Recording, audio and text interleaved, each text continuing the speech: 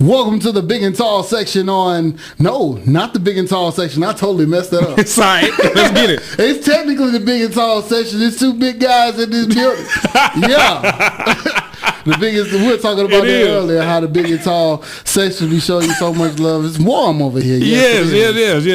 All right, we're gonna try that one more time. Welcome to Manhood Mindset on WVGS 91.9. The Buzz. Exactly, man. What's up, good people, man? Thank y'all for tuning in. Shout out to my girl Chrissy who listening in the car. Exactly. Oh, man, that's tight. That is tight, man. That's, you know what? That's real love, man. Shout out to everybody who don't have a radio. You got to go in that cold car. Yeah, she out there listening in the car. She out there listening in the car, man. Trying not to burn that gas. Trying not to burn that gas, man. Crank it up every now and then so your battery won't go dead, but I'll come give you a jump. For sure. Let me go ahead and turn this on, man. We recording. We got several things going on right now, man, when it comes to, just trying to record the show pretty good. We just trying to make sure everything good. Exactly, man. So thank y'all so much for tuning in, man, with Manhood Mindset. This is the Zany Zoo Radio, Zeta Delta chapter of Omega Psi Phi Fraternity Incorporated. This is the attempt to support the nationwide initiative, Brother You On My Mind. Basically, we're openly talking about the mental health and mental awareness of everything that we all go through, specifically black males under the system that we have to live through, man. But it's not a victim mentality. It's more of a reality mentality. Oh, yeah. Yeah, we're going to talk about some things that we actually go through on a daily basis. We're also going to talk about solutions. So it's not all gloom and doom. It's not just sitting here saying, hey, man, we just got it bad. We got it how we got it. You know what I mean? We're going to talk about exactly what we got going on, what we think we need to be doing, and how we're going to do it. That's what we're gonna get. We're gonna get some work today, man. So today's topic, today's title is called "Who is in charge of your soul food?" Who's in charge of it? Who is responsible? Back there cooking? Exactly. Who is responsible for your soul food, man? So the untrained employee that just got hired at McDonald's flipping them nasty burnt burgers. Exactly. Who you got feeding your soul? Exactly, man. So what we're gonna do? We're gonna talk about what's going to be quite healthy for the soul, man. We want to get right into it, man, but we want you to kind of catch you up to what we got going on, man. We missed y'all last week. We had a lot of good things going on last week that we had to pay attention to, man. We had a really good show out. We had two major events on campus, man, for the chapter Zeta Delta. We had the Miss Purple Essence pageant. Oh, we got to shout out the winners. Yes, ma'am. Yes. Do you have a list of those young ladies? Yes, it's I remember them by memory. Do your thing. All right. So first place, or should I go backwards? No, just do your thing. Just all right. So first place, we have Miss Kiana Stallcop, excuse me. I was thinking about the other young lady that plays Miss Kiana Stallcop. Okay. Then we also have coming in, who also placed, we have Miss Keandra Hayes. Mm-hmm. She's Miss Purple. Cool. Then we have Miss Gold, Miss Terrell Bratton. Cool. Yeah, they know. That's what's up. Representing the Zeta Delta chapter of Omega Psi Phi Fraternity Incorporated. That's what's up. They did a wonderful job, man. Swinging. And honestly, man, just putting it out there. And shout out to all the people in the chapter, all the volunteers that made the situation quite progressive and successful. Mm-hmm. Our pageant coordinators, man, just thank you all for all of your hard work and dedication, and people who showed up the day of. Chanel Joseph, Candace Moon, Erica Reed, thank y'all so much. That's the boo right there. Exactly. You got to shout out the baby. You know what I mean? But thank you so much for your hard work, man. They've been working for months at a time. The planning started around last summer and it just ended last week. So y'all really have to I just have to tip my hats off to y'all for your hard work. And just thank you to everybody for showing and supporting, man. The parents came down. The parents were very well pleased. We raised money. They got their scholarship. Yeah, exactly, man. And the best thing about it, man, we gave out scholarships to help their academic endeavors, man. So that was one of the highlights of the evening. And we also had GQ, the return of GQ, man. We had DJ GQ on the ones and twos that came back. Always a pleasure. GSU alumni, man. We had to come back and do it right, man. So, but all the people that came out and participated, man, they look fly as ever. The ladies looked sexy. The fellas was clean as ever. And the music was right. The whole atmosphere was cool, man. So a lot of people had a really good time, man. Some peanut butter legs out there. Exactly. Oh, hey, ladies been doing calf muscles. I think, you know what, man? I was seeing women outside on the steps doing toe raises. Mm-hmm. And I said, those calf traps. I'm going to mess them up with these legs. Yeah, that's what I was wondering. I asked the young lady, I like, why, what's going on? He was like, you don't understand. We trap with the calves. I said, really? She said, yeah, y'all, we know y'all look at them calves. Y'all be saying about other things, but y'all be checking them calves. Mm-hmm. I said, wow, well, I'm a cavalier. Respectfully. That was stupid. Okay, all right. Let's move on. I know, man. I know. It was a little weird. That was a little strange. Just a little cavalier. All right. That was weird. But no, man, just shout out to everybody who came out to support. They had a really good time, man.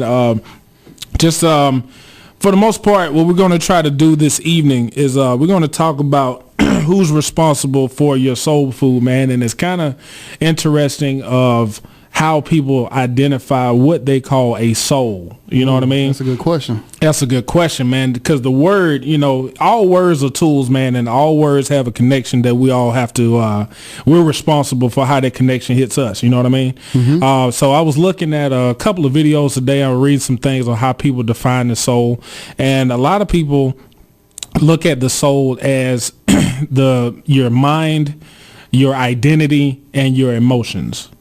That's one of the things that I find out. Your mind, the soul, your identity, and your emotions. Yes, your mind, your identity, and your emotions. Now, we're not necessarily going to tell you that that's all your soul is. You know what I mean? Because it's definitely different from the spirit. But the soul is about where your mind is. A lot of people believe that the mind, your brain, is the seat of your soul. You know what I mean? Where you get all your personalities from, how you figure out what you're going to be reacting to, everything that connects you with your earthly body to your spiritual body. Well, yeah, it also talks in the Bible about the battle between your soul and your spirit. Right. So there are different entities, man. I would highly suggest people, go ahead and look those up for yourself and see what they mean to you. We're just letting you know based off our conversation, that's where we're going to be coming from today. Our mind, our emotion, and our identity, who we are on this planet and what we think we're supposed to be doing. You can also look at it as, what do you think your specific assignment is? Because that, honestly, if your soul is your identity, if you have an identity, most identity is based off what you're supposed to be doing. Because if I have an ID badge, usually you can see your name and your title. Mm-hmm. You know what I mean? So your soul... Snack us.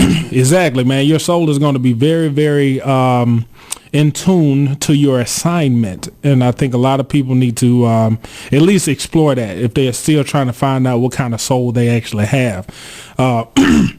And, my suggestion is, and, we all trying to do a little bit better and find out who we are as people. And, if you consider yourself God's child, you need to find out exactly where your soul comes from, who created it, and what is it supposed to do while it's on this planet, and I try to ask that question on a daily basis, just to stay focused or something like that. Because, we are saturated right now, especially right now, we are saturated with distractions. More than a little bit. And sometimes, man, I like to ask myself, what am I supposed to be paying attention to and what am I not supposed to be paying attention to? Because my priority list, it kind of shifts from time to time depending on what has my attention. Mm-hmm. So what I have to do is sometimes I get focused back on by just asking myself that question. What in the world am I supposed to be ignoring and what am I supposed to be paying attention to? So I guess when it comes to focus, big dog, what are some of the things that you may do to keep focus? That's hard. I've really been unfocused, honestly. I feel like you have to go by the process of an anchor. Okay. So, you have to anchor yourself to something that will bring you back from the false realities that you make for yourself, or the false things that you tell yourself. You have to anchor yourself in positivity, which is the hardest. Like, it's the hardest thing to do, especially if you're going through some stuff. Right. Ooh, I had to censor myself. No, that's all right. Like, you going through some stuff. No, cussing happens. Yeah, but we on radio. I know we on the radio. Right? But like, especially if you're going through some stuff, like, for example, like dealing with it's hard to like say it, but like multifunctional anchors. Like my son is my anchor that keeps me pushing. Okay. When I want to give up, but at the same time, because of my situation with him, he also anchors me in negativity and doubt because of how some things are playing out. Right. So when you choose what anchors you in your propelling, like, and maybe anchor isn't the best term, because you have to propel yourself forward, but you can't do that if you're anchored down to something. But it depends on what you're trying to do. Okay. If you envision life as traveling on a ship, and you get to those turbulent waters, like situations happening in your life, stuff you can't control, when the sea gets rocky or whatever, sometimes you'll set down an anchor because you know that it's best not to move in the situation that you're in. Okay. Or you add stability to yourself. So when it comes to focus, you have to drive out everything that doesn't align with the specific mission that you're on right now. Okay. For example, if I'm in the buffet and I'm trying to eat healthy. Great scenario. So I'm going. I just went there mentally, bro. I just went straight to the buffet, man. So if I'm in the buffet and I'm trying to walk towards the collard greens, and it's the good collard greens. It ain't seasoned. It ain't got no neck bone in there. No pork whatsoever in it. It's the good collard greens. It ain't seasoned, worth nothing, so you know it's healthy. And you walk in that way, and then cobbler, cookies, oatmeal raisin. They go to peach cobbler. It got all the crust on it still. Right. That's the biggest bait, because then you want to go get that. But at the same time, your mind is like, eat healthy, be focused, go over there. The string beans over there. Yeah. Then you get over there to the string beans and the collard greens, and what do they love to put right next to it? The macaroni and cheese. Death by dishonor. That's what I call macaroni, boy. The first artist of trap music. Boy, macaroni, but no nutritional value whatsoever. Man, it's just golden death. Hey, that's why Chester said it ain't easy being cheesy. Yeah, man, I'm telling you, bro. But like, I mean, I said all that to say, like, when it comes to focus, you have to identify the traps along the way to the end of your mission. Right. And that's the hardest thing to do, because most of the stuff that traps you in negativity or traps you from progress are things that you can't help but feel and you can't run away from. True that. And this is what I got from your comment, man. Come on in, bro. Come on in. It's AK the Don. He joining us real quick, man. Say what's up to the people in a minute. Yeah. We got to cut him on. Let me get you right. Yeah, man. Say what's up to the people. They looking at your Facebook Live. What's up? How y'all doing tonight? Cooler, man. Hey, man. That's good. Hey, man. Stop seducing the people on the air, man. What you mean, man? I know what you. Hey, how y'all doing? You know what I'm saying? You know what I mean? My girl listening. Be careful. Both our girl listening. Exactly, man. Exactly, bro. All right. So, but check this out, man. What I got from what you just said, man. Your anchor could either hold you down, meaning keeping you from flying all over the place, or it can keep you from progressing. And so, like, you have to, anchor is going to do what it does, you know what I'm saying, which is to keep you still. Yeah. It depends on what you got going on in your life, whether this anchor is a necessity or it's a hindrance, you know what I mean? So sometimes, man, like, a lot of us, we have people like, yeah, man, they hold me down, right? It's a big difference between holding me down and holding me back. And a lot of times when we, in this life, we're trying to navigate through a few things, man. We need to really find out exactly what we got going on, because the people in our lives, they're going to serve their purpose as long as we understand what we're trying to do. We got some people, they're going to be consistent. However, our focus or whatever we got going on may not be in line with what they've always done for us. You know what I mean? Wow. And it doesn't even mean that they're bad people. It's just if you switch lanes, man, and they usually have your back, but most of the times it's they're just following you. They don't know how to switch lanes, and they can't guess which lanes you finna switch to. So they just behind you. They got your back. And sometimes telling them could be detrimental. Yeah. And most of the time, a lot of times, a lot of people like how you got to cut people out your life. I look at that in many ways. You know what I mean? Some people you do have to eliminate because they may end up being toxic for you. You know what I mean? That's real. But some of the people, if they're changing, they could be showing you something. Sometimes when people are changing, like I got a lot of close homeboys, man. When they changed, we were on this wavelength where when they changed and when we all changed, we were looking forward to that change. Because we were literally trying to grow. You know what I mean? Yeah. Like everybody has that, it's the difference between change for negativity and change for positivity. I think everybody needs that close group of people where when you change, you thirsty for change. Like, hey, man, I see you don't talk to us that much no more, but I see you grinding. Keep it up. Exactly. You know what I mean? It's like, exactly man, I don't see you that much, man, but I'm so glad to see you. You on your grind? Mm-hmm. Yeah, man. I know I don't hang out that much no more. I know I don't smoke no more. I know I don't drink with you no more. And I like, man, but I ain't offended. You know what I'm saying? You got something going on, man. If they started a family, you be like, look, man, I see you got your family and everything. Do you, bro? I'm proud of you. Keep doing your thing. Go learn some stuff. Come back and teach us. That's a unicorn situation you described. But hey, because people don't be like that. Yeah, I put like this: that. when you find it, when I ain't gonna say if, when, because you're gonna have some folks in your life that when they change or when you change and you stop doing what you normally do, the people who, I would say, don't mind your best interest won't be offended when they see you making sure it happens. Ooh, wow. The people who love, who are very interested in your self-interest will not be offended when you start making sure it goes down like that. So when you start taking care of yourself, the people that was riding with you are going to be like, finally, heck yeah, show me what you're doing. Because I want to take that next step. I see you switching lanes. I'm behind you. You need to let me know with the traffic line. You know what I mean? That's real. Because if you taking this leap of faith first and you like, you know what, man, we've been in this lane forever. I finna switch lanes. I ain't have a chance to tell you.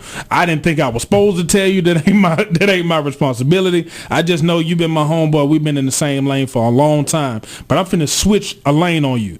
Now the dudes that's behind you that kind of have your back, they have a choice to make. They can be offended at the fact that you switch lane based off your needs. Or they can say, hey, man, my homeboy just switched the lane. You know what I'm saying? I really dig that person. That man been in my life for a long time. We got a lot of the same interests. We got a lot of the same focus. Mm-hmm. Let me go find out why he switched lanes. Instead of being offended. Oh, yeah. Bro, think he different now. Instead of being offended, man. So, AK, man, what you got to say about that, man? Because I know, and we all have done this. The times that you had to switch a lane without telling folks, man, can you think of a time where your homeboy saw you switch up, but they was happy? That just comes down to like real friendships. Like right. You had that real friendship, that real bond. Mm-hmm. I don't have to be around you 24/7 right. for you to understand what I'm doing, for right. you to know that we are friends. We don't have to be seen together 24/7. Oh, we're friends. See, one thing about when it comes to like the switching lanes and like trying to elevate yourself in a positive level, mm-hmm. is like your real friends will always understand that, and it always comes to the understanding. Like once you understand what someone's goal is. Mm-hmm.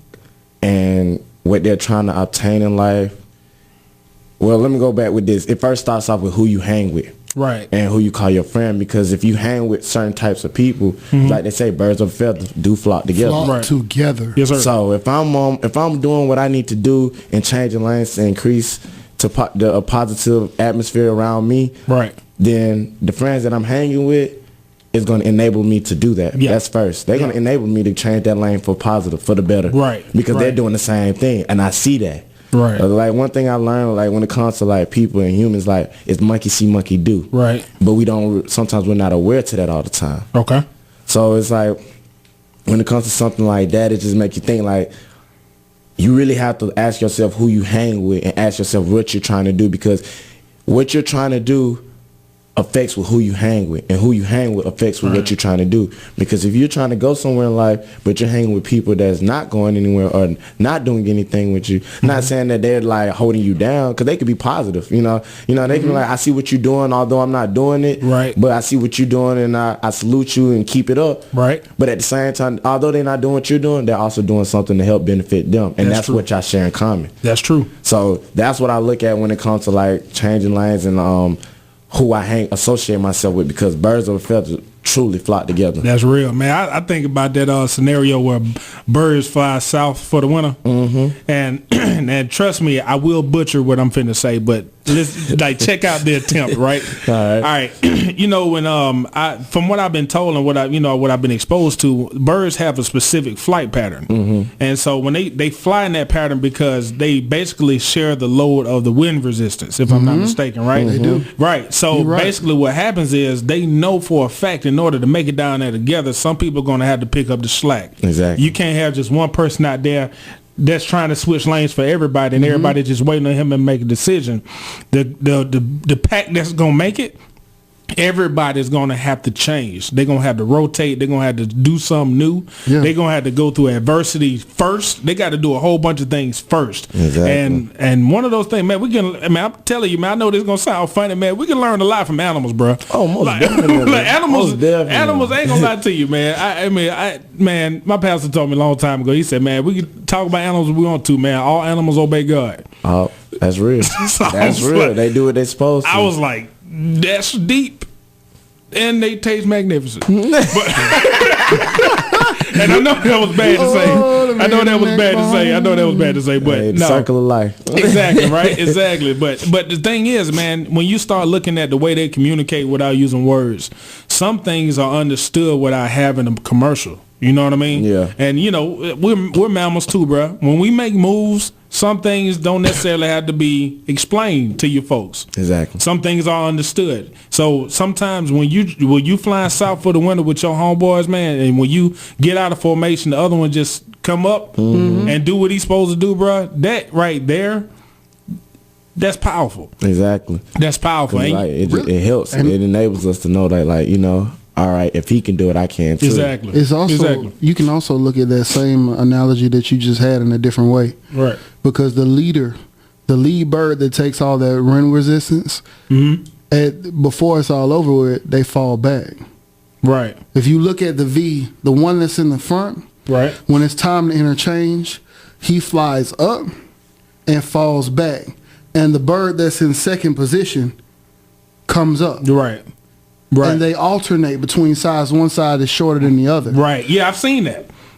Like a arrow that's not well put together. That's not well put together. But see, the thing about it is, but check this out though. The bird who is in the lead is always always coming from the longest line. Okay. And that longer line has to be stronger, because not only is the first bird that's all that wind resistance going is coming together, and they're fighting it as a line. Right. And when they fall back, see the other two or three, four on the side, you got to look at them as the people who ride in your life, who don't help you, but they don't necessarily serve a purpose either. Exactly. Yeah, that's they real. just hold positions. Yeah. Oh wow, that's deep. Taking up space. That's deep. You feel what I'm saying? That's deep. That's deep. And so, and AK, I just want to let you know, bro. We were talking about today. Today's topic is who's in control of your soul food. Who has power over your soul food? And we, for the sake of the conversation, the definition that we're going to work off of, not saying it's the definition, but the definition we're going to work off of today of the soul is the combination of the respect and the combination of your mind, your emotion, and your identity. Your mind, your emotion, and your identity. You know what I mean? And we mentioned earlier that some people feel that the brain or the mind is the seat of the soul. That's where your emotions and your identity rest at. You know what I mean? The true you. Yeah, the true you. And and that's why some people like, man, that you know what? They got a lot of soul in it. You know what I'm saying? Or somebody be like, man, I can dig your soul, man, or whatever. And when people say the soul and the spirit, I think people I mean, I can't tell a person what to think about those words, but it'd be good for people to know exactly what they mean when they say those words. Okay. You know what I mean? I know so, exactly what you mean. So, if you need to define it for yourself, if you don't have a definition for these words, I would highly suggest you just sit down and meditate on them and see what they mean to you, see what other people define as these words and, what do they mean to them and does it make sense to you? And then travel with what works, you know what I mean? Mm-hmm. Do whatever works for you. So, we talked about the anchor and everything like that. And I was talking to Dale a little bit earlier about a lot of things that a lot of people been going through. You know what I mean? I was on the phone not so long ago with a good friend of mine, and we were just talking about just random stuff. You know what I mean? It wasn't a conversation. I think we were just checking on each other or whatever, right? And she was a female friend of mine, and all of a sudden she burst out into tears. Not one of those I'm just sniffling, but it was just all out.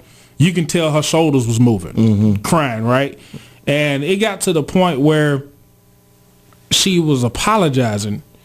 But then, I had to let her know that I was like, look, them tears must happen. That's what a lot of people don't get.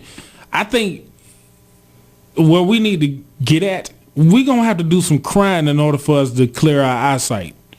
In order for us to get our vision, man, we're going to have to tear up. I ain't gonna lie, cause we're gonna have to feel something. Cause it clears all the dust. Yeah, we're gonna have to feel something, bro. Cause it's getting to the point now. We're gonna have to be unapologetic for the tears that flow. You know what I mean? Mm-hmm. It's almost like if you working out, would you apologize for sweating? That's real. It don't make no sense, right? Oh my God, I'm sorry. I'm just I'm just trying to melt the fat off my side. I'm just doing 3 a days. I didn't know. I'm sorry. Please don't lock me up. Right, and so some of these things that are natural. You smell like old beef stew. I'm sorry. Exactly. That was different. that was real different. Beef little stew. Funky. Yeah, man. That was man. No beef stew this week. Yeah. But no, man, it's one of those things where you literally have to ask yourself, why in the world are tears supposed to be apologetic? Because this world make you feel like you're a burden if you're weak. True. Mm-hmm. And when we find and see now, check this out. Here we go. I'm gonna try to connect something. All right, it may not make sense, but this is my attempt. There we go. All right, let's make it work. If people see tears as a sign of weakness, right? Mm-hmm. Now we just said that the mind or the brain is the seat of the soul. Mm-hmm. If we want to look at it like that, right? Mm-hmm. Have y'all ever heard of the eyes are the windows of the soul? Sure. Y'all ever heard of that phrase before? How about if you have tears? That's basically evidence of your soul going through something. So if the evidence of your soul actually going through some changes or going through in some type of process or going through any type of spiritual workout, because I think tears are spiritual sweat. I mean, that's what I think. Cleansing. It's cleansing the soul, right? Releasing that stress, yeah. Let me ask you this. Why would cleaning the soul be weak? That's something you got to think on. That's a good question. It makes no sense. Why would cleaning your soul be considered weak? And who would think it's weak? Who would benefit from you not or being scared to clean your soul? I'll wait. Don't worry, I'll wait. You know what I'm saying? That's deep. It has to be. We got to start asking these type of questions, right? Because we dealing with our mindset here. We dealing with, all right, we going out there getting, or we're being exposed to traumatic instances, right? The enemy. To answer your question. Yeah. True, let's just say what it is. The enemy. Anybody who doesn't see the human soul as an asset or as a prize entity on the planet. Anytime with someone that sees the human soul as a nuisance or inconvenience, that's who will look at you as weak. You see what I'm saying? Yeah. And so now, man, when you if we sitting somewhere and you bust out in tears, bro, what inside of me would get either offended at that or be angry at you? Why would I say, dude, why you crying, man? I can't stand that stuff, right? What inside of me will be intimidated or pissed off that your soul going through something? Because they can't do the same. Huge possibility. You just might have said something there, homie. Can you please repeat it? Yeah. I mean, when you say it like that, it makes it seem like the hatred comes from within because they can't release the same stress, the same tears, the same sorrows, because they've been told the same way that they can't. So the fact that they feel like they can't, they feel like that's a huge burden to suffering. Because like you said, with tears come out relief. It's like it's an exercise. So it's like that sweat has to come out. So tears got to come out. So when you hold that in, that's a lot of emotion you're holding in from the soul. Oh yeah, and it's not good. It's like it's like waste that you have to extract from the body. Yep. So when when they see someone else extracting that, it makes them upset just knowing that they can do something that they can't, and they can't do it because they let someone hold them from doing Man, you just hit the lottery on that. Because I didn't have the words to understand what I was trying to say. You know what I'm saying? Yeah. In order for somebody to find contempt of what you're doing, usually they are in absence of what's going on. Exactly. You know what I'm saying? Yeah. And it ain't necessarily sometimes, some people call it jealousy. Some people call it envy. Yeah. Sometimes you just need to call it enemy.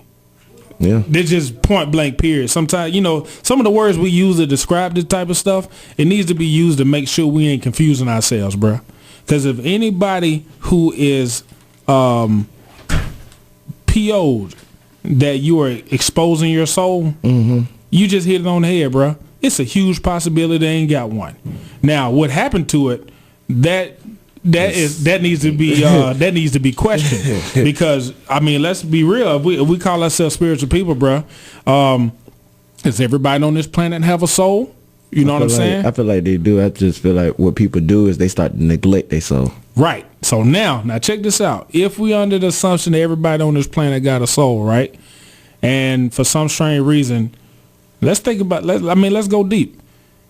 For the things that go on this planet, for people to just go on along with it and think it's okay, what place is their soul? Now it's still I haven't created another human being, so I can't really tell somebody they don't have a soul or not. Yeah. But I can kind of guess what you're either doing with it. Exactly. You know what I'm saying? Well, if you totally neglected it, or you done locked it away, or you might have sold it or leased it. I know what you mean right there. You see what I'm saying? I think the energy of your soul sits dead in the middle of your chest. For sure. I know that sounds crazy, but have you ever got your heart broken or went through something so traumatic and you feel that heaviness and then automatically emptiness in your chest? Right. Like you trying to catch a breath that's not physical. Yeah. A man's first love. Yeah. Oh, heck yeah. But, man. Heck yeah. Oh, man. Heck yeah. Like that feeling of being gutted. Yeah. I feel like that's where your soul sits. Because it affects you on such a... When people go through traumatic experiences, it affects you. It like... I'm stumbling all over my words. Like, it infects you differently. It's like a poison that goes all over you. You can't eat. You can't sleep. No, that makes sense. Think, like when you're nervous. Yeah. It's just like when you're nervous. When you're anxious. It always hits you in that gut first. Right. In the gut. My heart's like up a chest. Right. Maybe that's because my stomach expand up that far. You know, I'm a big person. Yeah, that's probably what it is. My gut been in my chest my whole life. That's definitely real though. That's definitely real. So we're hey, it is what it is, man. But now when we start talking about the soul and people who and let's go back to the definition that we're going to use for today, right? Okay. The soul is the mind, your emotion, and your identity. So some of the people who, when you have a mind, when you have your emotions, when you have your identity, the people who don't feel or who don't plan on having that, when they see you have it, they're going to probably try to douse that light out. They're probably going to say, you know what? And we used to talk about this all the time, man.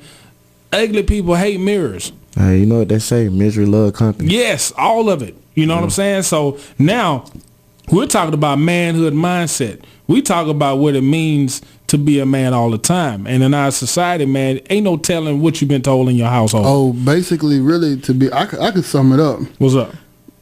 Men defined by our society equates to your not your mental strength, but your physical strength, and your capabilities monetarily. Okay. That's basically it. Can you provide? Can you be a slave and do stuff and fix stuff? And can we punch on you without you feeling? Or reacting. Yeah. Or reacting. Or having a soul, a mind, emotion, and an identity. And we really take that to heart. I take it to heart. Yeah. No, we all do. Yeah.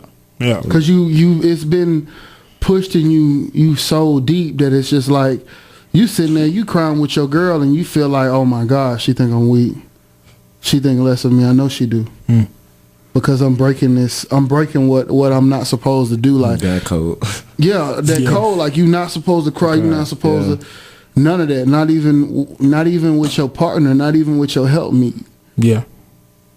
Like if you supposed to be vulnerable to anybody else in the world, it's the person that you share your life with. But they even tell us that that's wrong. And that's real. But we got to make sure we distinguish that from the crybabies. Because let's talk about that. Then what do you define a crybaby? All right. What if his soul hurts differently? A crybaby, in my opinion, is somebody that whines to get his way. Okay, that's a manipulator. I will cry like yeah. You know what I'm saying? Like cry like because some guys like some guys when it comes to girls, they may feel like if I shed some tears to her, that she may see my sensitive sides, and now she's more inclined to forgive me for what I've done. You know what I hear? I hear a manipulator. Yeah, that's what I hear. Manipulator. Manipulator, finesse, how you want to put it. Yeah. I said, okay. Because it's like it's people like that. I've seen it. You know what I'm saying? I've heard it because I don't agree with it. Because like I'm not gonna sit here and just like condemn it because like for me, I haven't found that girl that I know that I can open up and shed a tear to. Right. But I'm not saying she's not out there. Right. You gotta be realistic. Exactly. Not saying I will never do it, but then I do know that there's some people who take it too far, take advantage of it. True. And that's where we have to know where that line is. True. So, but if it's honest though. It's how do you measure that? And this is what I'm asking you, not challenging anything you said. How do you measure that? Because you showing emotion, almost anybody you dealing with, if you show emotion to them and it's strong enough, whether you mean to or not, it's gonna manipulate the situation. It depends on your purpose for tearing up. Meaning like if you know you did something wrong, like let's say you got caught cheating and you crying to your girl, don't leave me. You know what I'm saying? As compared to you're in a situation, like you're in a relationship and someone in your family member died and you're crying. It's two different reasons why you're crying. Like you're crying because you're relieving that strength, that stress, that the sadness that you lost someone, and compared to you did wrong. Please forgive me. I'm crying. You've never seen me cry. Like you know what I'm saying? Like forgive me, but you're gonna do it again. It's a difference. But what if he doesn't know? I'm not coming. No, you're not. No, that's a good question because what if he doesn't know? What if it is sincere in that moment? I'm a firm believer that if you do it once, you're gonna do it again. You know what I'm saying? I believe in change, but change is something that is gradually. It has to gradually take place. It's nothing that's gonna come in one night. That's true. So if you're going to change, that's gonna take time. Right. There are ways to show that you're gonna change without tearing up and saying I'm sorry. Because honestly, I could tell you I'm sorry and do it right over again. Right. But I can show you better than I could tell you. Okay, well then, all right. So you said that if a person do it once, they're gonna do it again. More than likely. It's a huge possibility. So that in its own right is saying that people don't change, at least not drastically. Yes, I will agree with that. Is that what you're saying? Yeah. Okay. I'm not necessarily against that, but I'm just saying like, okay. What do y'all think about the people may not change, but the clothes do, depending on the weather? Yeah. Ooh, wow. That's powerful because like I can go ahead and tell you what you mean for those who probably don't understand what you're saying. Like I threw that out there, man. Nah, cause that was deep. Because like people know how to adjust to a certain situation just so that they can weather the storm. Right. Right. But once that storm is died down, back to my old habits. Yeah. While it's snowstorm, I'm finna get this triple fat goose. That's what I said. So how do you determine? That's the real question. How do you determine when the change will be everlasting? Right. And honestly, who can you expect to dress the same every day? Nobody. Okay. So now we get to some real stuff here. You know what I mean? And so now, is it offensive if we can't even expect people to wear the same clothes every day? Right? Yeah. Is it offensive when they change clothes on us and they don't match up with the weather going on? That's something you just have to be prepared for. You have that's something like that it's like you really can't, it's like you know the answer. Yeah. But you want to be, optimistic of how you answer. Like, I want to believe, but in reality, what history shows, what life goals, lessons have shown us all, at the end of the day, when it comes to situations like that, that's something you just really have to monitor. You have to be aware with the self first and let yourself know there's a possibility that this person that's wearing this shirt every day may not be that person. That may not be his favorite outfit. Yep. And they just wearing it just to get in the club. Exactly. Just to get in the club. Just to get in the club, man. You hard bottles and bow ties. You like, good and well I don't wear this. I'm doing it for you. Good and well. Good and well I had to go to the store and get this today. Hey, you know what I mean? Exactly. But it is what it is, man. So when we start talking about our soul food, who's responsible for our soul food, it's going to be imperative for all of us out there to know what the soul is to us. Exactly. If you don't know that definition, go find you a definition that you can at least apply on a daily basis until you got to switch it up. You know what I mean? Because, right now, when I saw that definition today, I was like, wow, that makes sense to me. It's your mind, your emotion, and your identity. Exactly. How how all of those things intertwine and see how you're going to progress in this world. Can you lose your mind? Can you lose your emotion? Can you lose your identity and still have a soul? I think not. You know what I mean? No, I believe that. And even in the scripture say, what profit a man to, gain the world and lose his soul? Why would you profit the world and lose your mind? Why would you profit the world and lose the control over your emotions? Why would you profit in the world and lose your entire identity? It's crazy because it's like I'm just thinking of celebrities. You said Kanye when you said mine. I'm thinking emotion. Who out here just have mental breakdowns? Yeah, but all of us. One thing I think about a celebrity ain't nothing but a person that we see their highs and lows on TV. Exactly. That's the only thing a celebrity means to me. Like a celebrity, like their heartbeat just like mine. You know what I'm saying? They have to go through the exact same stuff. But you know what's weird about a celebrity? How we view celebrities. We literally, and I say we because sometimes I had to catch myself. We actually think their celebrity status can cure things. I never worded it like that, but if you really think about it, how many times you see somebody with a drug problem, you be like, come on, man, you're a celebrity. Exactly. Like that's supposed to heal people. You know what I mean? Right. We could all sit here and talk about what celebrities do on a daily basis. Right. It's not publicized, but we all know. Exactly. Cause they us. But we accept it. Yeah, because guess what? For some strange reason, we do accept the little false idol thing like fame. Exactly. You know what I'm saying? Fame feeds a part of a place where it can, deplete your soul, man. Exactly. Because think about it, man. Think about how many people who literally would like to sell their mind, their emotions, and their identity for fame. And it's crazy because when you think about it, it's like, it makes you think like the industry, music industry, because like people do that. Like people sell their emotion. And the reason like emotion came up with the music industry because when you want a hit, you had a hit because you had a breakup. Right. And you used all of that emotion. So now because you're trying to make another hit, you get into a false relationship to create something just so that you can make another hit. Yeah. Like and it's amazing how they call it hit. And exactly, it's a hit. You know what I'm saying? It's supposed to be something addictive. Something from you. Yeah. Yes, it's taking something from you, and it could be low key addictive to that whole process of creating hits. And it makes sense why people would say something about like this fame, you lose your soul. Yeah, because you sell out your emotions. Just to make money. Because now sometimes people don't understand you're no longer a person. You're an artist. Exactly. Now, see, with the term artist is deep, because sometimes they can call you an artist, but they don't really mean human. Exactly. You're a robot. Yep. You know what I'm saying? Why are you not performing today? I lost somebody in my family. Well, money don't sleep. Exactly. You ever heard people say that? Mm-hmm. Money don't sleep. I'm like, yeah, it don't have a soul. Like, I don't expect money to sleep. If I ever look at my dollar bill and see George Washington with his eye closed, I'm getting rid of that dollar bill. I like, first of all, let me put this on Snapchat. Exactly. So hey, come on in. Hey.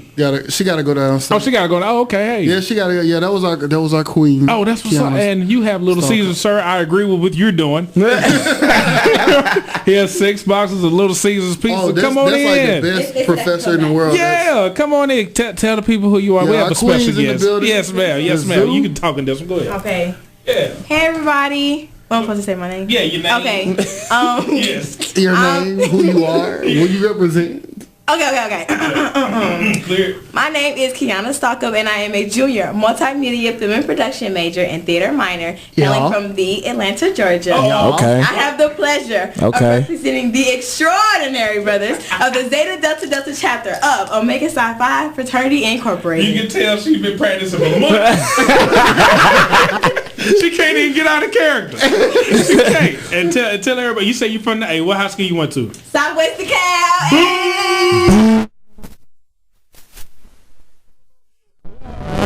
College Park, Danica. Southside stand up. Can you tell people? I know you gotta go, but kind of tell the people about your experience doing a pageant, because some people don't know what a pageant is. Some people look at pageants different kind of ways. So can you tell the people a little bit about your experience and what you got out of it?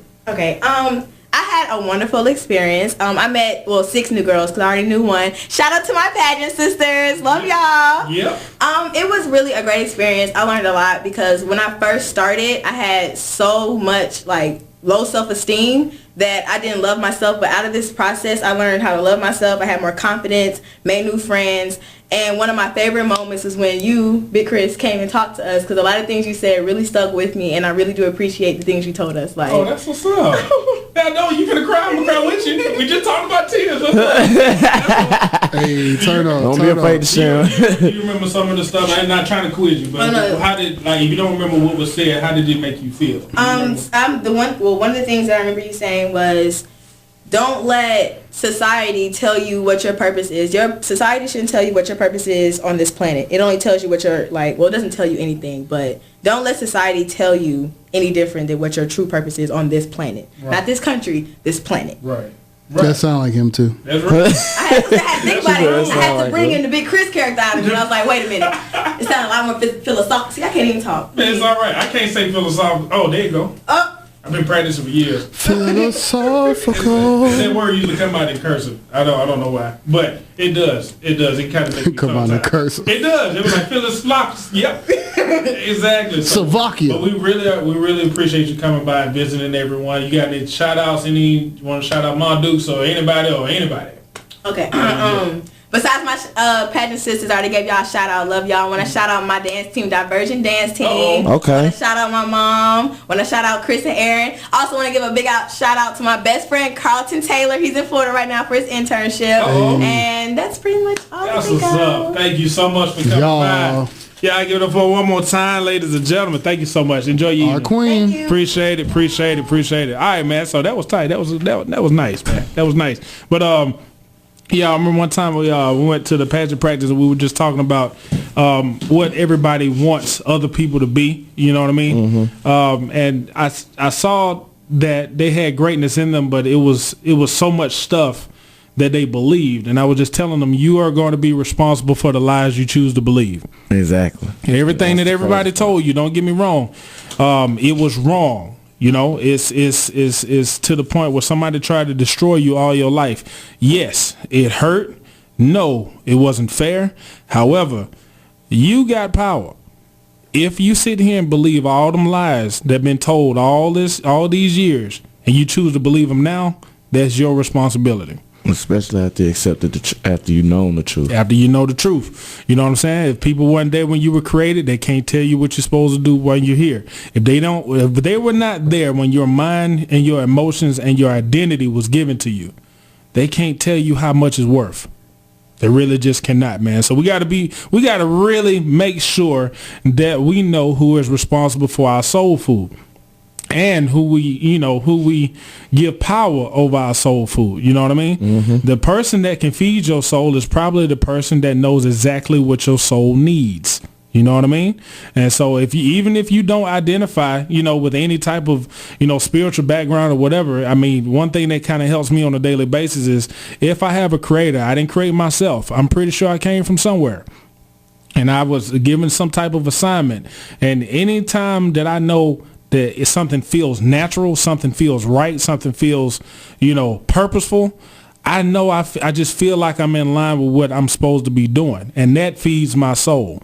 The music that we listen to, I really want to talk about that real quick. We're going to start having to be responsible for the music we listen to, ladies and gentlemen. Most definitely. The music so listen to more crit. Yeah, I'm telling you, the music we listen to, the shows we look at, the movies we look at, the people we spend time around.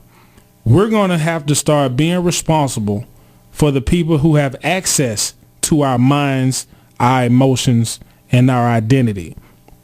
I definitely understand how some people are critical to how we grew up. You know what I mean?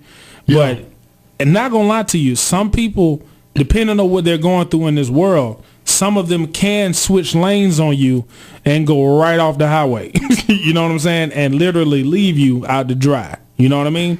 And sometimes we can catch ourselves trying to chase people down to, I guess, hold on to that friendship that we knew.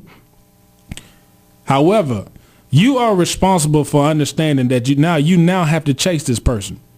And you're going to have to start asking yourself, why do I have to chase something that I thought was natural and normal and was right for my soul? Why is it leaving me? Why do I have to work so hard to keep this in my life? Why? And then not only that, why does it want to leave? And some of those questions we're going to have to start asking ourselves, man. And sometimes when we start thinking about people coming out of our life and leaving and whenever they want to, sometimes it's just not malicious. I realize that, man. Sometimes it's just not malicious. Sometimes, yeah. Sometimes it's tough love. Sometimes it's just, you know what? It is what it is, and I ain't gonna lie. That's real. It is what it is. Sounds dismissive, but I ain't gonna lie to you, man. Sometimes it's giving me the peace that I need. It's literally giving the peace what I need. Sometimes it is what it is. Yeah, because I ain't gonna lie to you, man. Sometimes trying to figure out some people is almost like trying to find out how hot the sun is today. You know what I mean? It's hot. Yeah. It's hot. Only thing you got to do is not stare at it. You know what I'm saying? Like you go outside and be like, I wonder how bright and how hot it is. Sometimes you be like, hey, just know it's out. Yeah. You know what I'm saying? It's hot outside. Exactly. But sometimes we get so concerned with minor details that could or could not, be important at the time. And, I'm just a human being. I can't tell you what's important. One day you might want to know how hot the sun is. But don't be sitting out there trying to Google in your brain how hot something that you forget to know that you ain't supposed to be staring directly in it. Exactly. And go blind. You know what I mean? Sometimes instead of trying to figure it out, won't you just make a decision? And that's one of the things me and Dale were talking about earlier today. I looked up the word attempt. The word attempt. One of y'all got access to your phones? Yeah, I can look it up real quick. Look up the word attempt, because it was something about, a lot of times the people are afraid to make that leap of faith, that attempt. And I want y'all to just read one of the whatever definition you got. Attempt can be used as a verb or a noun. Okay. The verb definition is make an effort to achieve or complete something, typically a difficult task or action. Okay. The noun, an act of trying to achieve something, typically one that is unsuccessful or not certain to succeed. Not certain or unsuccessful. All right. So it can be used as in, okay, make an attempt to do it, or you attempted to do it and it failed. Basically, my understanding of the two definitions. So it's basically like a 50-50. Yep. Right. So I think it's almost to what it makes me think about is that glass half empty, glass half full type thing. And when you look at the attempt, and I'm not gonna lie to y'all, man, given our political climate, racial climate, financial climate, all these different weather changes we're dealing with, that has a direct connection with our mind, emotions, and our identities, we're going to have to find out how powerful our attempt is going to be moving forward, y'all. Real talk, especially as men in our community. We're going to have to find out how important just the idea or just the attempting to complete our goals. What will that do for our families, man? And I'm not going to lie to you. I'm about to crank my attempts up a little bit. Not just trying to prove something, but I'm really trying to see something. You know what I'm saying? Sometimes your attempt is all the research you pretty much need to find out what you're capable of. A lot of people just don't know. And sometimes we won't know what's in our spirit, what's in our mind, what's in our soul, what's in our bodies until we make an attempt. Y'all ever been in a situation where you had to lift something and you were like, man, I ain't never going to be able to lift that. That looks too heavy. But something popped off where you had to move it and you were like, oh, dang, I moved it by myself. Y'all ever been through that before? But you wouldn't have known you were that strong until you made that attempt. Yeah, I know what you mean. You know what I'm saying? Yeah. And see that an attempt. See now, sometimes those attempts could be natural or they could be full of stress. Sometimes those attempts like now I need to attempt to make it out of this house because it's on fire. But one thing about attempts, my dad before he left, it was me and him in the house by himself, and my dad was always a big man, so even when he was sick, he was still like 250. Right. And dead weight 250 of a human being that's not displaced evenly is difficult to pick up. Right. And I remember he was in the kitchen and he fell. And he fell, and like he fell in front of the stove, and I just remember rushing to pick him up, and I picked him up and I moved him about maybe 10 feet and just put him on the couch. Like I fully picked him up, and he was looking at me like, boy, I ain't know you had. I'm gonna make sure I talk to you a little differently now. It's funny now, but back then I was like, what are you talking about? Yeah, that's but real. It's just like sometimes when you're in a situation where it's do or die, right, like you're saying, right, you find out what you can do. That's real. But one thing about attempt, I want people to understand is it don't matter how many times you attempt. Right. Because attempt has no limitation on it. That's true. So just because one time you don't get the outcome that you wanted, right, doesn't mean you don't have to keep on making attempts. That's real. That's real. And I think I was thinking about, sometimes I get to thinking about words, man, and I just start thinking about a whole bunch of different stuff, right? What's the chemical reaction behind an attempt? Like when you start attempting things, what are some things that you feel physically when you're making an attempt? Stress. Okay. What else? Like uncertainty. Okay. Fear. Yeah, okay. Definitely a lot of fear. As far as stuff that you feel, it depends on what the attempt is geared toward. Is it a mental strain or a physical strain? That's real. That's real. Because when you're making an attempt in your mind, we're so like wired to doubt ourselves before we even try something. Like there's that voice like, what in the world make you think you can do this? Ain't nobody else like you ever done it. Right. And then it just depends on how your brain is wired, because if you've done something similar in this attempt, you'll have that voice fighting back on the other side. But remember when you did that, this kind of similar. So it just depends on that person's reality and how they've been socially constructed. I like what you said right there, reality, that person's reality, because we all have our own reality, right, whether we're aware of it or not. That's true. How we perceive the world, how we think about the world, and not because I'm sure everybody talk to themselves. Yeah, heck yeah, you got to. Yeah. So, if you don't talk to yourself, you're denying yourself, which is even creepier. Exactly. He was like, no, I'm not finna talk to you. You give yourself the silent treatment. You can't come in my house. I'm sorry. I want somebody to talk to themselves. But he be like, nope, I'm on punishment. But actuality and reality is two different things. Okay. Because actuality is how we exist in this world together. Reality is how each individual experiences it and perceives it. and perceives it. Right. So I put like, well, we got some people chiming in, man. Carlos Lightsey, man, GSU alumni. He said, I think he was talking about doing confidence. I mean, during your attempts, sometimes you can feel confident. You feel you feel like you're growing too. You know what I mean? And just like you said, man, it depends on what you're trying to accomplish. Like if you're trying to accomplish something that never has been done before, no one has guided you, you didn't get no mentor, you ain't got no brochure to let you know what's going on. It's almost like being the first person in your family to go to college. You're making an attempt. You know what I'm saying? And you just be like, all right, baby, don't embarrass the family. Like, you know, that'd be the worst kind of pressure. You see what I'm saying? And so that those attempts, I would say attempts, can it be safe to say that attempts are natural?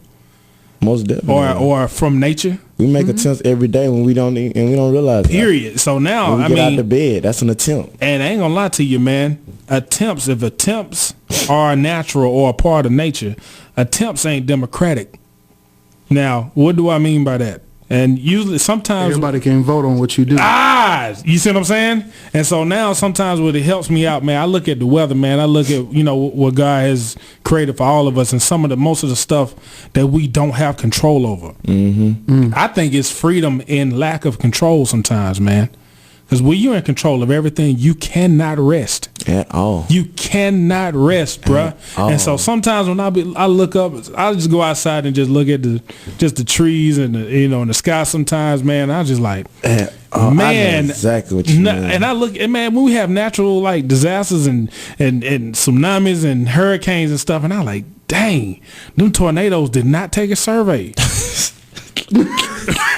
Like they never asked you. Want your home destroyed? I'm for real. You ever had a baseball game rained out, or it was a thunderstorm, lightning storm, and everybody had to just go inside? Yeah. I played football. We didn't care about rain. Right. And so if lightning came, it was over though. Right. One of my coaches didn't care about lightning. He had to resign. He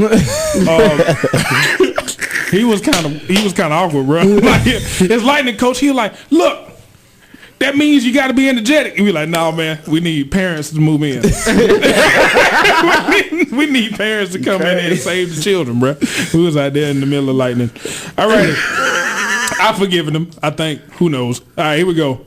But no, that attempt that we have, just understanding exactly what could happen, the possibilities. Because when you get a natural disaster, a hurricane coming or a tornado coming, you don't know the damages. You have no idea the pattern.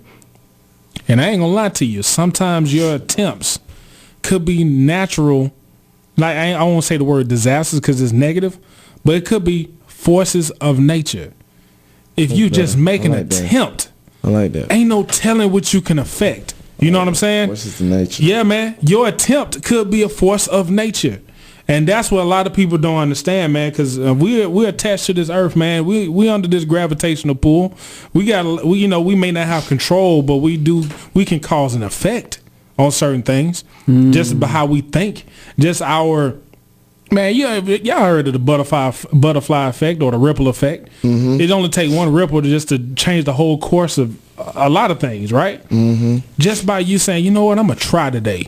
I'm going to put my number in the hat. I'm going to put my name in the hat. I'm going to go out there and I'm going to try to talk to that girl, or I'm going to try to get that job, or I'm going to try to stand up. Beans. You understand what I'm saying? And so now, attempt is spiritual. It is natural. And most of the times when a lot of us get depressed or we get sad or we get like heavy laden, just our minds, migraines and just sadness, is because our attempts, our ability to affect nature, we ain't living it. That right there hurts us. I think we were born to make attempts. No lie. Most deaf. I really think we were just born. We're not just, but I really believe that one of our major powers as human entities on this planet, bruh, is to make daily attempts at something. And when we don't, you ever heard of if it ain't growing, is a huge possibility that it's dying.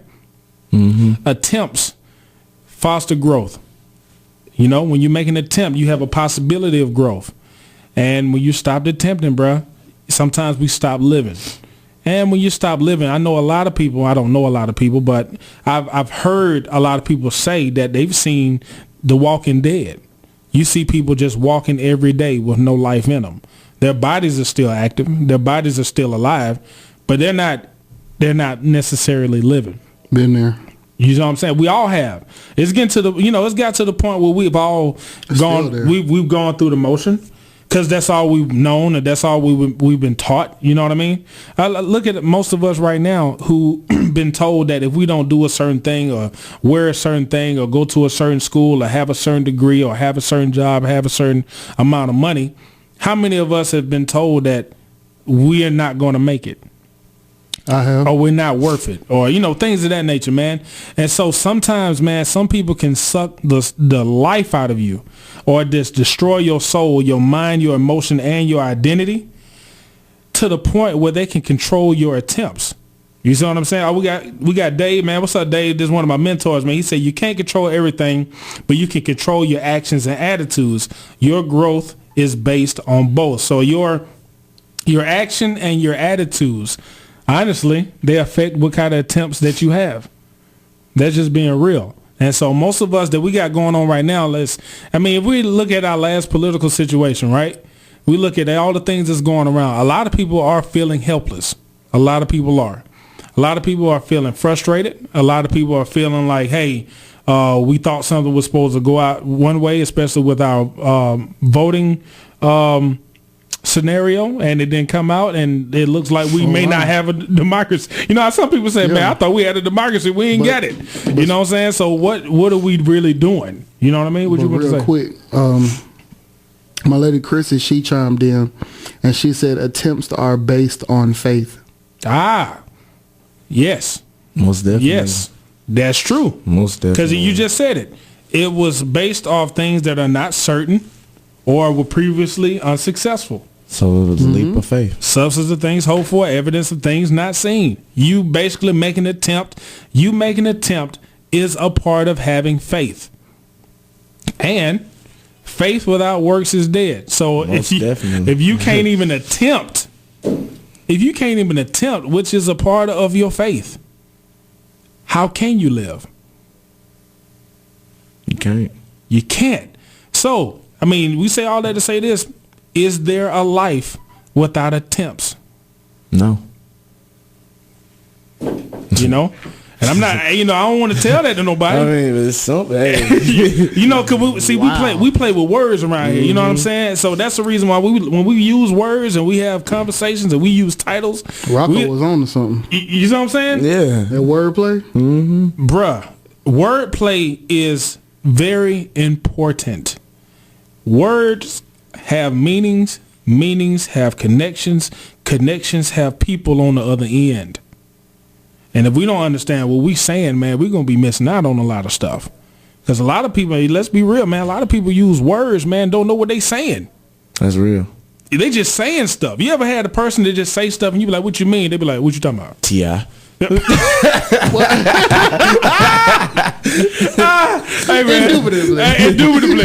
I ain't gonna lie to you. I've never heard indubitably defined before, but it has a meaning, right? Yeah. It has a meaning, and it connected with a person. Because I ain't even asked T.I. what he meant. And I be like, indubitably, you know what? I know exactly what that meant. That means fish sticks. What? See? No one knew that. Really? No, it doesn't. He was like, how did you make that connection? Oh, man. Black people are tigers now? Cat Williams, man. What? Respect the cat, man, for real. So, but I'm glad that we had the chance to talk about that. I know a lot of people out there were kind of wondering exactly where we were going with it, but it's imperative. Your attempts increase your ability to have a life. If your attempts are faith-based and you try to find out, and they're basically based on research, you really don't know what's out there unless you go research it for yourself. That's real. And self-research is the most powerful research. Taking someone else's point of view, it is power in that, but it's nothing more powerful than a testimony. A testimony is powerful. What's up? I got a question for you. So what do you do when you make an attempt and you make a mistake that's devastating, right? And it changes your entire life? Well, I will say it like this. First, when things are devastating, the person... And they're not a Delta. Shut up. But no, that was funny. All right. Okay, yeah. You said if you make an attempt and the results were devastating, or just and it changed your whole life, or catastrophic, but right? It's not for the better. Right. Your attempt can have the potential to make or break you. Got you. And Now it breaks you. So then what? I will tell you this. I was in a situation. Well, I'm still in a situation where. When I lost my father, I started replaying all those days that I could have went and saw him. You know what I mean? Mm-hmm. And I didn't go because of the painful memories we had when our interactions, right? And so some of the things that actually went down and I had to watch him pass away, I looked at it, that's the most catastrophic thing, but we had unfinished business to talk about. You know what I mean? And so one of the things where I was like, man, the last time I saw him conscious, I could have made that attempt. You know what I mean? I could have made that attempt to get some type of clarity, right? But I didn't do it for whatever reason. And honestly, I just wanted to, maximize that moment I had. I didn't want to satisfy, the ego in the situation. I just wanted to allow us to have that time. But as time went on, when I started mourning or whatever, that stuff became kind of detrimental. Like it was kind of catastrophic, and I had to deal with that. I literally had to go get some help behind it because it got to the point I had to forgive a person that I couldn't hear respond to me. You know what I mean? Mm. And so when it becomes a situation where you made an attempt or didn't make an attempt, because see, the thing is I made an attempt not to make it about what I needed. Then I realized that I really needed it. You know what I mean? And so I wouldn't call it regret. I would call it reality. I would say that if it came out in a devastating way, I had to be responsible for the lies I told myself. That's one of the things I would highly suggest people look at. Be responsible for the lies you tell yourself. Because I don't think people are aware of the lies they don't. They tell themselves. When it gets when pain hits, people have no idea how toxic they can be to themselves. Have no idea until you're in the middle of it. You have no idea what words you say to yourself, how you start treating yourself, what kind of food you put in your body, what kind of alcohol, what drinks you put in your body, what kind of people you start hanging around with because you started, you had that devastating moment based off an attempt or a non-attempt that ended up being devastating or catastrophic, right? However, when you're in that home by yourself and when you start thinking about that scenario over and over again and wondering what you could have did different, why you said this or why you didn't say this or I should have did this all these years. The lies you tell yourself could sometimes be the lies that break you in half. And sometimes, man, the people that don't need to break us is us. We will break ourselves a lot, man, because some of them lies that we believe the most are the ones that swim around in our heads all day, every day that nobody can hear us say. Because everybody kind of knows everybody been in a situation where you've said so much toxic stuff to yourself mentally. If you would have said it out loud, people would have made you stop. That's real. We all do it. That's real. We all do it. There's self-loathing and there's self-hating stuff. Like, especially if we thought we made a horrible decision, man. But I will tell you this: when there's life, there's hope. If you are still breathing, you have a chance, and it didn't kill you. Things get devastating. Natural disasters destroy homes. It takes people away from this planet. It does a lot of things. But nature ain't never been democratic. It never asked us how we felt before it rained. Never asked us how we felt. Do y'all want to play football tomorrow? I'm really in the mood for a hurricane. Like nature never cared about what we thought. And so sometimes, man, we have to be not necessarily realistic, but we have to make sure that we're not overly, I would say, unrealistic. Let's just be honest with that. You know what I mean? Holding yourself to a standard that you know is not conducive to your development as a human being on this planet. It's some things that you could not have helped. It's some things that you are 100% not responsible for. However, especially in your youth, and I mean, a lot of young people go through this as well. I mean, I remember as a young child, things used to pop off, man. I used to blame myself because that was the only way I could make sense about everything that was going on, especially if it had my name associated with it. You were like, dang, I must be this bad that, they still constantly saying my name. I must have did something wrong. But after a while, as I got older, I started realizing, man, no, some of that stuff was not my fault. And after you get a certain age, you got to be responsible for the lies you believe, even if you're the one that told them to yourself. Yeah. Because I ain't even allowed to hurt me. Nobody is allowed to hurt me, especially me. That's how I would get through it. If you made an attempt and something was devastating, I'm still not allowed to hurt me. I'm not. That's easier said than done. Oh, it sure is. It takes practice, though. It take years for that. It take years to sit up there and say, you know what, man, I am not finna say nothing negative. I ain't finna say nothing negative about myself as long as I can. I'm going to write down. Like, I ain't going to lie to you. He got to that point where a friend, man, I got close friends of mine. We deal with stuff. I mean, I got people who've lost family, like more than one family member in front of them. You know what I mean? Something traumatic like that. You know what I mean? Mm-hmm. And it got to the point where some people think they could have did more, but like I said before, nature ain't democratic. It never asked you, was this a good time to go ahead and give you a disaster? Mm-hmm. You know what I mean? And so it got to the point we had to really just sit down and be like, man, we're going to develop an activity.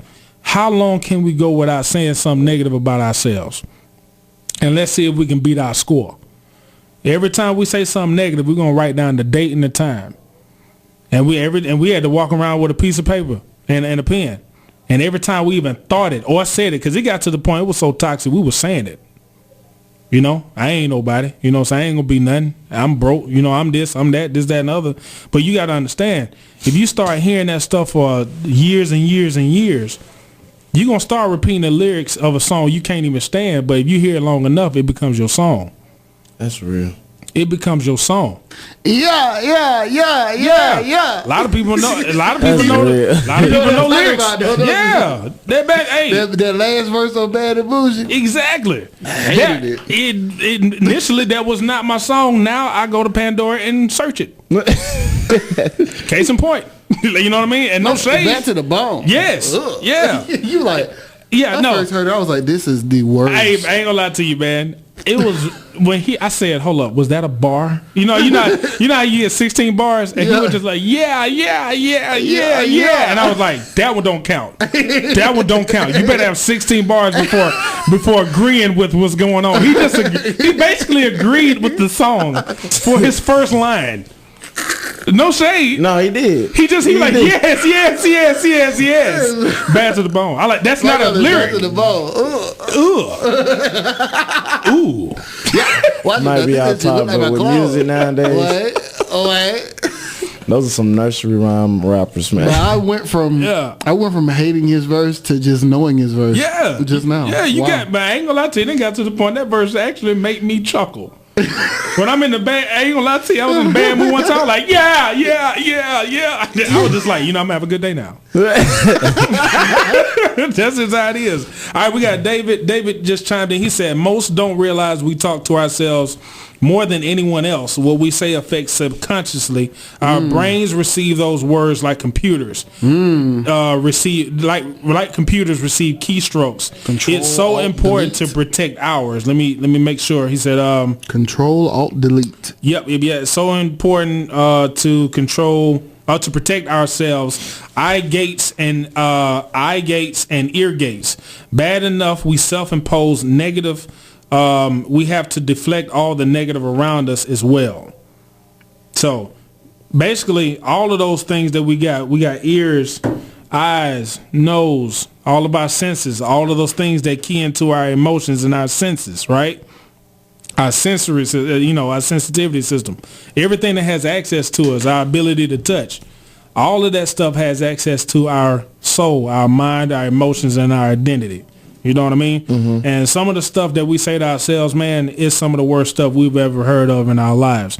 We got to be responsible for the stuff we say to ourselves. Hey, we our own worst enemy. That's what it is. Now, in a lot of cases, we don't know. See, we the enemy the self enemy, our own worst enemy, is ourself. We the only one that can infiltrate and still look like everything's okay. That's how dangerous that is. We the only ones can wake up, dress the same, look the same, say the same thing, be mentally in turmoil, and it be normal, and can't nobody even find out. That's and crazy. Can't nobody help you because you done put up the best front in the world. And, you know, and a lot of people don't understand this too. When it gets down to that point, a lot of people, nice people are not nice to themselves sometimes. Some nice people, I would say that. Most of the time. A lot. I would say a large number of nice people. I had a mentor tell me one time, be careful around people with big hearts. And I said, why? She said, people with big hearts rarely make room for themselves in it. Wow. That's real. And I was like, what? Wow. She was like, look at your heart like a mansion. Why would you build your mansion that's supposed to be yours and you share it with everybody, but you ain't worth sleeping in it? That's You know, real. we feel like that. I feel like that. I was blown away. I was like, yeah. She was like, no. And put like this. See, and what's weird about it is people benefit from your heart being so big. Sometimes they're blinded to the fact that you ain't in the house. It's not that they're enjoying it. They're just so thankful that you're letting them in your house. They can't even really recognize that you ain't even sleeping. You ain't even enjoying your own mansion. You got a big heart, but you don't have enough room to do for yourself in it. Exactly. For real. That's real. And you would literally, that's why that self-love, this ain't no play. That stuff is mandatory. In order for us to make it through this little confusing spot with all these distractions, you're going to have to be sure about something. Because these distractions are about to multiply. Like it ain't even funny. You think you distracted now. Oh, it's about to it's going to be Barnum and Bailey every day. Every day. Look, the lion eating ice cream. You're like, why am I okay? Like that's basically what's going to happen. But if you don't have nothing that you're going to focus on, especially things that matter, like your health and your family and your peace of mind, we gonna be short. That's just how it is, man. That's just how it is. So our soul, who is responsible for your soul food? And when people try to present you with some soul food, are you responsible for eating it? That's just being real. One of the things that kind of helped me out, man, make is sure you, my bad, but make sure you sprinkle the seasonings on it that's specific to you. Exactly. You know that one uncle that always got to put hot sauce on everything no matter how good it is? Or somebody who got to add the pig foot in no matter what the dish. You were like, Unc, it's banana nut crunch cereal. Get the foot out of there. But at the same time, we don't realize that they serving the purpose of themselves.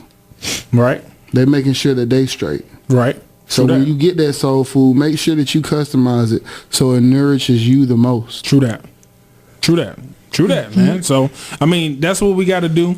Our manhood mindset is our responsibility, man. We're going to go to a quick break. We want to give some people some. We're going to take some. In our last segment, I want y'all to hear we want to hear from you all as well, man, because we want to give out information, but we want to have an interactive show as well. So our number is 912-478-7364. Yeah, 7364. There you go. All right. We haven't said it all day. All right. So it's 912-478-7364. That number again, 912-478-7364. And our last segment, we're going to hear from the audience, man. We got a lot of people chiming in on Facebook. We got a lot of people on Ustream. We got a lot of people just listening live down here in the Statesboro area.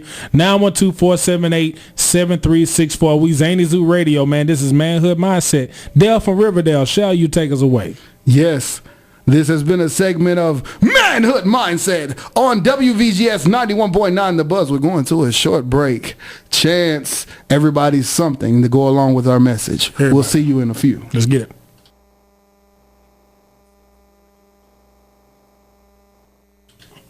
Welcome back. This is Manhood Mindset on WVGS 91.9, The Buzz. Yes, sir. We're all the way back, man. We've been talking about a lot of stuff today, man. Today's topic was who's in control of your soul food, man. Just to recap a little bit, we talked about who is your anchor. Is your anchor holding you down or holding you back?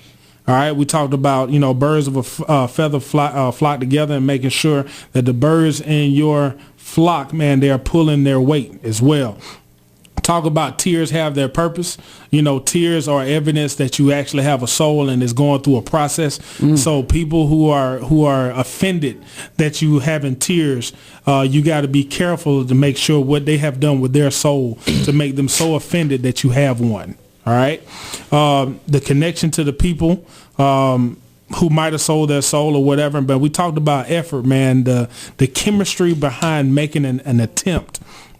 And what we needed, and what we talked about was an attempt is mostly faith-based and is research-based. If you really think that you need faith in order to make it in this world, you won't kind of know what faith is without making attempts. So attempts is critical to being alive. You will have no idea what kind of life you could have unless you make an attempt. All right. So, well, thank y'all so much for listening in so far, man. We are taking live calls now, 1-2-478-7364. This is Manhood Mindset. This is our attempt to, for our national initiative, Brother, You On My Mind. We see a lot of things that's going on in our society, especially how black men are depicted, our black women too. But, as men, we have a responsibility to really address the things that we know we are responsible for. You know what I mean? So this is our attempt to talk about the situations and the scenarios that affect our mindset so we can take our place in society, man. We're gonna make it through this thing, man. We don't know when it's gonna be over. We never seen fairness before. I'm not asking for fairness. I'm just making sure that when the opportunity knocks, I'm going to take the door off the hinges. You know what I mean? That's what we want to do. We don't have a victim mentality. We have a reality mentality. No handouts. Just don't stick your hand towards me with your fist closed. Then you know what I mean? You know what I'm saying? No handouts. Yeah. You know what I'm saying? No handouts, especially if it's violent. You know what I mean? Because most handouts don't have anything in the hand. It tries to make contact with your face. So a lot of people need to understand that our self-respect as people on this planet, man. Whatever you want to identify with, whatever your race, nationality, cultural background, whatever you want to identify, need to make sure that self-love is there, because if you don't love yourself, it's going to be very hard for other people to love you. A lot of the ways people treat you is because they have witnessed how you treat you.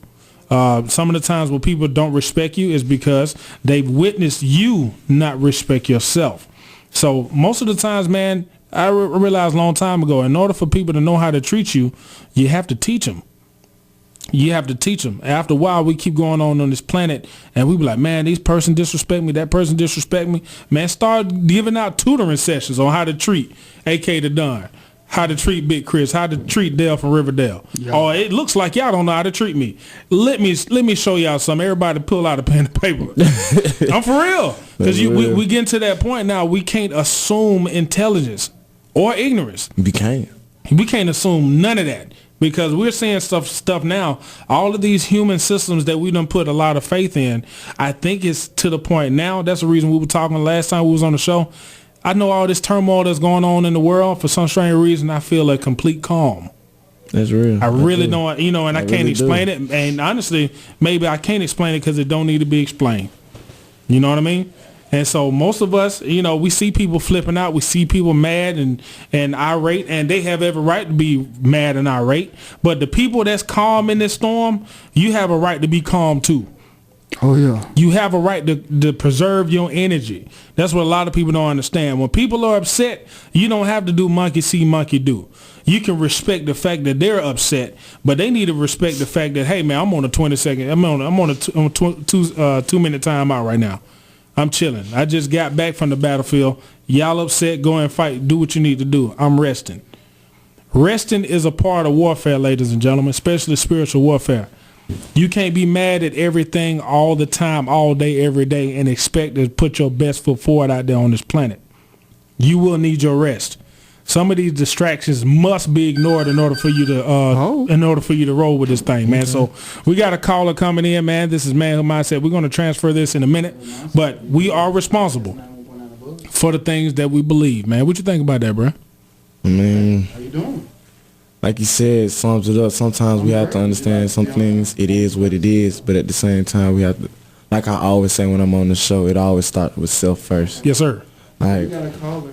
Yeah. to sum up Got everything that we just talked about, like, we just have to be mindful that in order for us to elevate ourselves, we have to always start with oneself first. Right. And Right.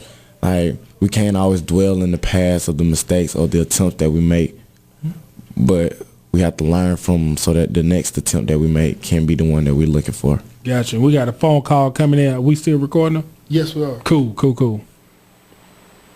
All right, 91, not a buzz. You on the air? I can't hear. Hello. Are you there? Yes, I'm here. Oh, you're there, and you sound very well.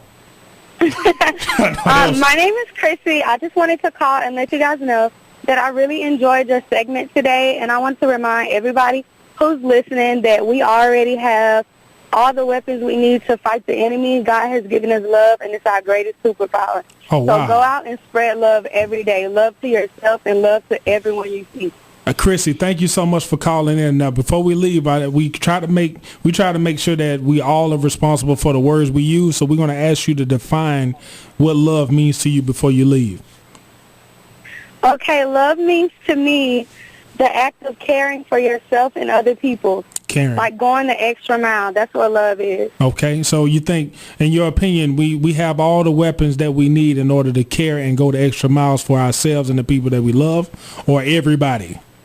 For everybody. We have to extend love to people, even when people don't extend love to us. It's our greatest weapon. Our greatest weapon. Chrissy, thanks so much. Where are you calling from? I'm calling from Statesboro, but I'm from Dublin, 478. That's what's up. Dub City. Is that what y'all call it? Nah, we call it Dub Side. Dub. Oh, see, I ruined your name. I apologize. I'm sorry. Give me an A for effort. A for effort. That what's up, man. Chrissy, thank you so much for calling, man. Thank you for supporting Manhood Mindset. You have a great evening. You too. All right, thank you. Yeah, man, That's my lady. No, that's what's up. That's supporting. See, all right, that's Chrissy from Dublin. She said Dub Side, I believe. Yes, not Dub City. You never ever give somebody a nickname for their crew. That's the law I just broke. It was an attempt. Yeah, it was an attempt, right? That was tight. That was an attempt. You know what I mean? I ain't mean no shade. You know what I'm saying? I was just trying to connect, and it failed miserably. But no, that's cool. Chrissy, thank you so much for calling in. She said, man, we have all the weapons we need. God gave us everything that we need. And she said, love is the key. You know, caring, going the extra miles for ourselves, and basically everybody. Mm-hmm. Everybody, you know what I'm saying? So that kind of love you can't understand. That's real. Mm-hmm. That's real. And sometimes if we don't understand it, most of the times I've seen the things that I don't understand, it just needs to be respected first. Then understanding comes after a while. Mm-hmm. Understanding takes time. Yeah. Understand. You know, and think about this, man. Like, we don't even know what life really means yet. But, you know, understanding comes with time, just like you just said, man. We just need to ride this thing out. And sometimes you're going to be in contact with some people. You have no idea where they come from, what their motives, what motivates them every day. You don't know where they get their energy from, why they always positive, why they always doing this. Just respect the fact that it's happening. You ain't got to wonder about how hot the sun is. Just thank God it's coming out tomorrow. Because I guarantee you that their interaction with you serves some type of purpose. Oh, man, all day. That ripple effect is real. You know what I mean? And so you got to be in control of your ripple, your soul. And sometimes, man, soul food is really good when you cook it yourself. We have to understand that. Yeah, that's real. You know what you like. You know what I'm saying? You can't be going around talking about some ain't nothing to eat. Sometimes you're going to have to feed yourself. You know, that's soul food. You are responsible for the food that you eat at the end of the day, man. So, I mean, I just really appreciate everybody chiming in. We got like a couple of minutes left, man. We're going to really kind of like wind down the show. I got a shout out. I really do want to. I know sometimes, I guess, I don't know if it's a tradition or whatever, but sometimes I just like to mention a book that could probably help some people. This book I've been reading lately, and it's an easy read, man. It's straight to the point. It's really off the chain. It's called Breaking the Chains of Psychological Slavery by Dr. Naeem Akbar. All right. That name is N-A-apostrophe-I-M, last name A-K-B-A-R. All right. And it's on the back of the book. It says, in this long-awaited, important, and highly readable book, Dr. Naeem Akbar addresses these questions. Are African Americans still slaves? Why can't black folks get together? What is the psychological consequence for blacks and whites of picturing God as a Caucasian? Oh, this is deep. Learn how to break the chains of your mental slavery with this new book by one of the world's outstanding experts on the African American mind. So he's titled as an African American psychologist, a black psychologist. So he talks to people and he deals with the mindset of people who have to deal with a constant onslaught of white supremacy in a non-victimhood type of way. He talks about it unapologetically, man, and some of the stuff I've just been reading in it, it is powerful. So I highly suggest people read the book. The name of the book, again, is Breaking the Chains of Psychological Slavery, and the author is Dr. Naeem Akbar. I had a chance to meet him in 2011, too, so a pretty cool dude. He used to work at Florida State University. Really top-notch individual. So he's on YouTube too. If you want to see some videos with Dr. Naeem Akbar, I can look him up as well. So we got anything we want to tell the people before we dip out? I do. What's up? I have to promote this event that's put together by my fraternity brother, Dominique Bullock. Yeah, Nico. Yeah, Nico. Yeah. All right, so. Yeah. Man, I'm going to be saying that in the car. All right, so check this out. Saturday, February 8th, 2017, from 9 a.m. to noon. I'm going to tell you where it's at. It's at the Williams James Middle School Gym. The address is 18809 US 80, Statesboro, Georgia 30458. What's going to be going on is called Hoops with the Heroes, ladies and gentlemen, which is building positive relationships between youth and law enforcement. Kids will be paired with law enforcement officers to play 2-on-2 basketball and do other relationship building activities in the gym. There's going to be approximately 26 to 8th grade students from the school and from the law enforcement from Bullitt County Sheriff, Georgia Southern University Police, Statesboro Police, and Georgia State Patrol Post number 45. The event is being organized by 2 Georgia Southern basketball athletes, Patrice Butler and our good brother Dominique Bullock, under the direction of the assistant professor, Hal Wilson. The Zeta Delta Delta chapter of Omega Psi Phi fraternity is also volunteering. 40 East Grill is donating a catered lunch for the kids and officers. So you know they about to eat real good. Georgia Southern Athletics is donating free tickets for the kids to the basketball doubleheader that afternoon. Good time to be a kid. Bullitt County Public Schools is providing the facility. So we're really... Our brother, I'm telling you. But I would wait for you to say, and free Jordans. I'd have been like, man, give me my propeller hat. So basically, it's going down if you're a child in Bullitt County. Like, we're really trying to feed back into the youth. Shout out to brother Dominique Bullock, Zeta Delta Delta chapter, right here at the zoo, doing big things. Started from the bottom. Now we're here. Yep. All right, man. AK to Done, man. What you got for the people, bro? Well, first, I'm going to start off with BSA Week, one of the biggest BSA events coming up. We're going to start it off this Sunday at Agape Church for church service from 11 to 1. We're going to move on to Monday, and we're going to have Love Games. So for Love Games, and basically what that is a love game show. You have a contestants, and they ask questions to find their mate. So if you're interested in it, it's $1. The reason called a rebound of love. There you go. Had a rough week this week, some people did. Boy, the pain lanes are wide. The pain is real. I already got mine. I'm good. I probably. And then Sleepy Tuesdays, we're gonna have 50 Shades of Blacks, and that will basically be our Blaction performance. Oh yeah, and that's our models, and they're gonna be performing, and they got a show for us. That's tight. I bet you they do.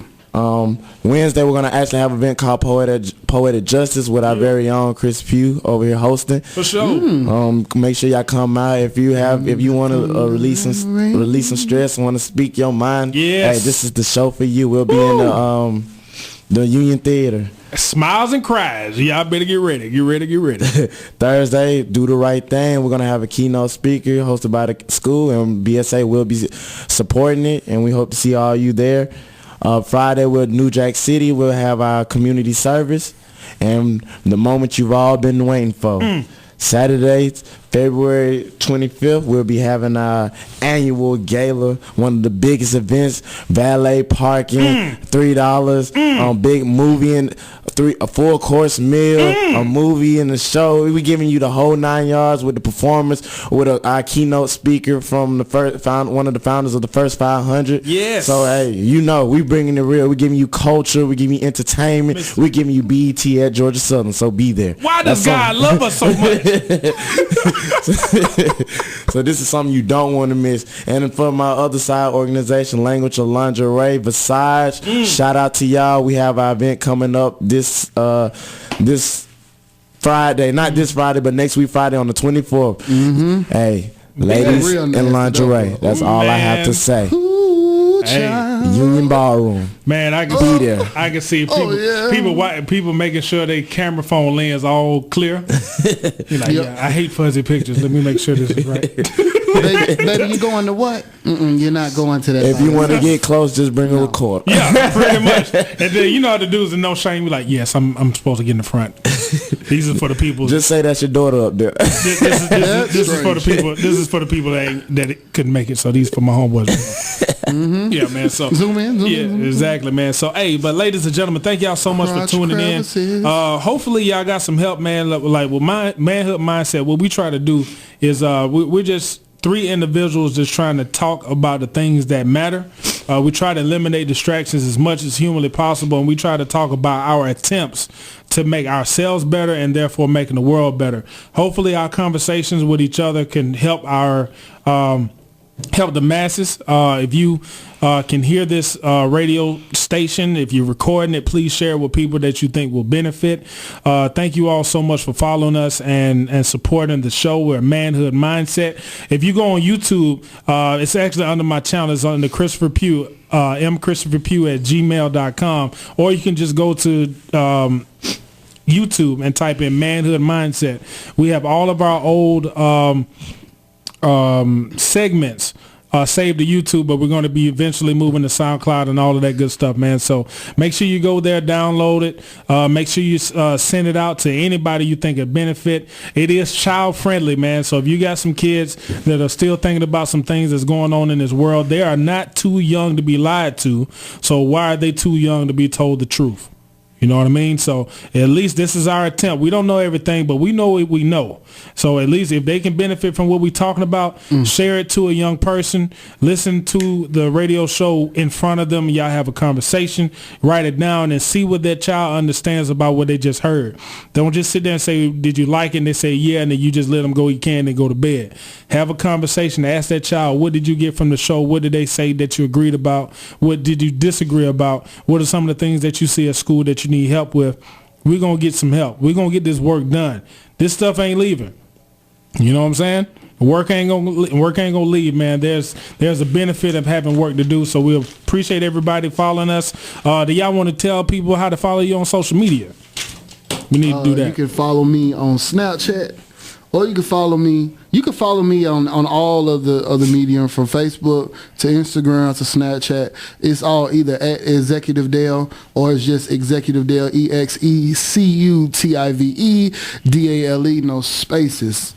All right. AK 9. Same here. You can follow me at all the social medias the same. You can follow me at Will AK_, and you can also follow me with my big organization, Good Incorporated. Shout out to y'all at Good Inc. _. Yes, sir. Yes, sir. You can follow me on Instagram and Twitter, Big Chris Joker, BIGCHRISJOQER. I know.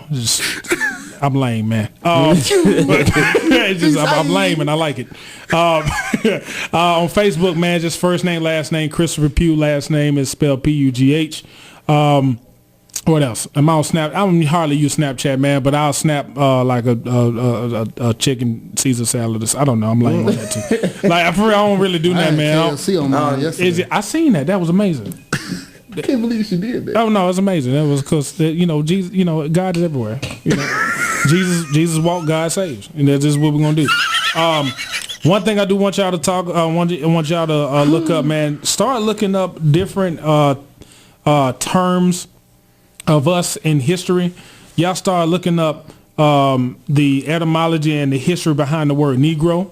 Y'all look up the term Negro land in West Africa. I thought that was pretty interesting. Negro land, yes. I'm not saying that it was the proper name. However, I will tell you some people call West Africa, parts of West Africa, Negro land. Yeah, you can definitely look it up, and it looks like that the term Negro may not have been intentionally disrespectful at first. Oh, so it might have been it might have been a word been used. Yeah, then evolved to some. I've learned that with history, like they take the same words and then change it into something. They change the meaning a lot. Right, and also too for all the maps that kind of show the different kingdoms in Africa. I would highly suggest y'all to look at how maps changed in the last maybe 1,000 years. I ain't gonna lie, from the 1300s, 1400s, 1500s, and see what certain kingdoms and certain places were no longer existing after specific maps, and they're changing maps to this day. Easy. So our history is up for debate. So, you know what I mean? You ain't said nothing but a word. Exactly, man. And also, man, look up the Israelites if you into that. Look up the Moors if you into that. Look up any and everything, man. It's time to find. Trying to open some eyes. Hey, man. hey, look, bro. Look. Hey, if it's out there, we need to have it. You know what I mean? Right, that's real. So we're responsible for the lies we've been told too. We're not been told, but we're responsible for the lies that we believe. We can't sit back and say why these people didn't teach us. Maybe they weren't supposed to. Maybe we got to go dig. Hey. That's what it takes. All right, let's go get it, man. Manhood Mindset. Shout out to everybody who supports Statesboro Showcase, man. We're going to literally move it on the campus of Georgia Southern next week in support of poetic justice, man. So if you want to just come out, hear some spoken word, hear some comment. I'm going to be trying to crack jokes in between. This is going to be serious, but we got to make fun of folks too. You know how we got to do it. Of course. It's got to happen. It's us. You know what I mean? So, but thank y'all so much for tuning in. We love y'all so much, man. Manhood Mindset, Zany Zoo Radio. Make sure you email us at zetadeltadelta@gmail.com for questions, concerns, comments, or just a shout out or whatever. And we love y'all, man. Dale from Riverdale. Yes. Shall you take us away? All right. Go. Ladies and gentlemen, this has been another magnificent episode of Manhood Mindset on WVGS 91.9 The Buzz. It's better this way. It just makes you pee.